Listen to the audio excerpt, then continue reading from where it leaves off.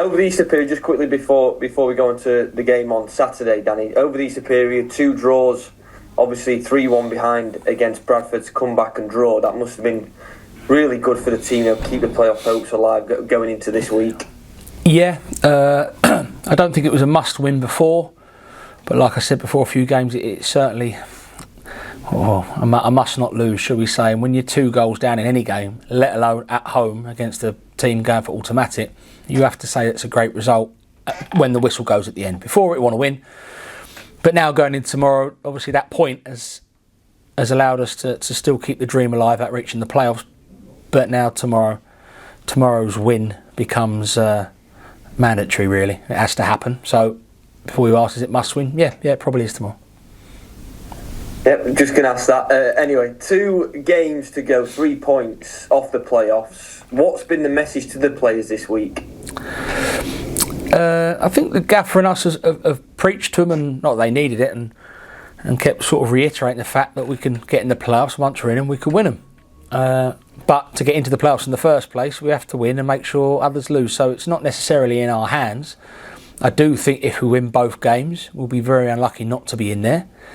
And if we don't win tomorrow, we'll be extremely lucky to be in there. So, nothing's changed in terms of preparation.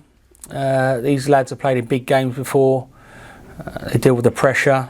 They're going to have another packed house here tomorrow, so that's nothing new to them. But we have to make sure we start on our front foot, and certainly can't start like we did on Monday. You've told me a lot when we spoke, Danny, about how let's try and take it to Accrington. That's the aim. Last game of the season, take it to Accrington and see where we are. A win does exactly that. Yeah. Say if your team finishes in the playoffs with everything that's happened, injuries and behind the scenes at the club as well, how big an achievement would this be for Chesterfield? Huge achievement, Ben. Considering, and I've said before, we've had not just one blip, we've had 2 or 3 blips this season in terms of periods of poor performances and therefore results. We were hoping Christmas was going to be our only sort of dodgy period, and sadly we've had a few since then, so that's why we are where we are.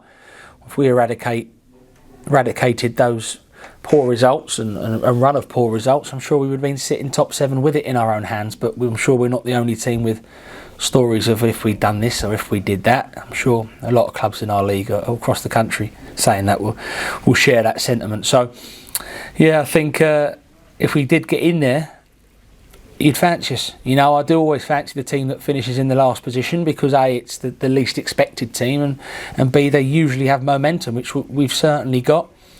But let's not get ahead of ourselves. Morecambe are down, but they'll come with the freedom. Derek Adams, very good experienced manager, will want to come here and frustrate us and not spoil our party. It's not as if we're willing to go up, but we're keeping things alive, and we just want that little lap of honour tomorrow when the players and families thank the supporters for all their for their constant sort of support throughout the season. We want that to be make sure that's not the last lap of honour we do this year. What is that like, Danny? Do you know when you're facing a team that's already been relegated? Like you said, they've got a little bit of freedom, haven't they?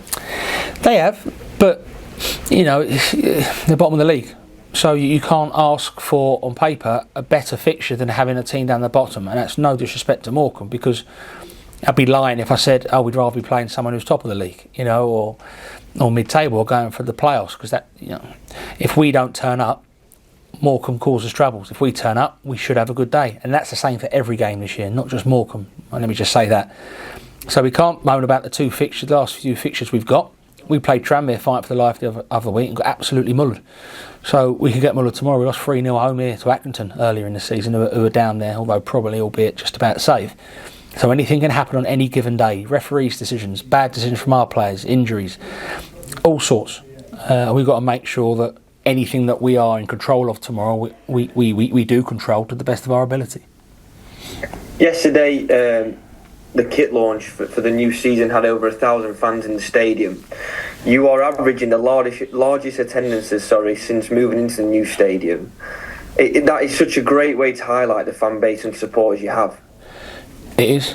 It's unbelievable, that stat, to average over 1,000 supporters for every away game in your first year back in the EFL, when you're not necessarily going for promotion in terms of where you are on the league table. It's a credit to our supporters in our town, as I've reiterated for many a season now. Not that they need telling; they are different class, and it does makes a difference. You ask any player; we've all got egos, we've all got sort of confidence levels that sometimes need lifting, and when you've got nearly 10,000 people packed out singing the club's name and getting behind you, and you look across the other bench and their subs looking around, blimey, this place makes some noise. It gives you a sense of pride. And we've got to make sure tomorrow that we continue that sense of pride going into Acton away. That only happens if, like I keep saying, if we turn up tomorrow. And what I mean by that, it's not necessarily play brilliant, but are at it. You're at it and you're up for it, and the supporters see that and they'll feed off the energy. Ahead of tomorrow, how are Armando Dobra and Ollie Banks looking? Both big doubts. I'm not giving too much away to say that both big doubts for Accrington as well. We're hoping that the progress sometimes surprises you. Progress with both is good, but tomorrow might be a game too early. Any other injury news, Danny?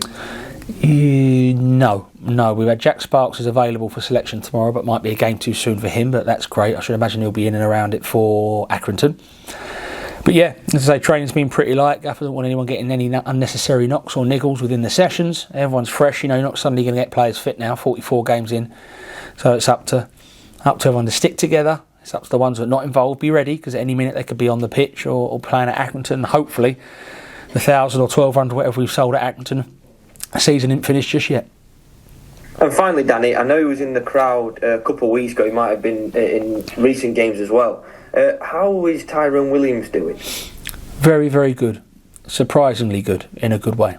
I won't go into the ins and outs, but as staff, we saw him in the hospital on the evening of the incident at Swindon, and yeah, we're all a bit nervous for him. I've got to say, I can say it quite openly now. We're all a bit nervous for him and his future. And Tyrone and the doctors have shown such an effort of willingness to get better. Obviously, none more so than Tyrone himself, because it's his body, and he's out walking, and hopefully be back to his fighting best soon, but one step at a time. He's in a good place. I know he's got quite a young child, and so I'm sure he had a lot on his mind and his family's mind. So it's great to see him back here and getting the pats on the back, although hopefully not too hard pats on the back, that he rightly deserves after what he's been through.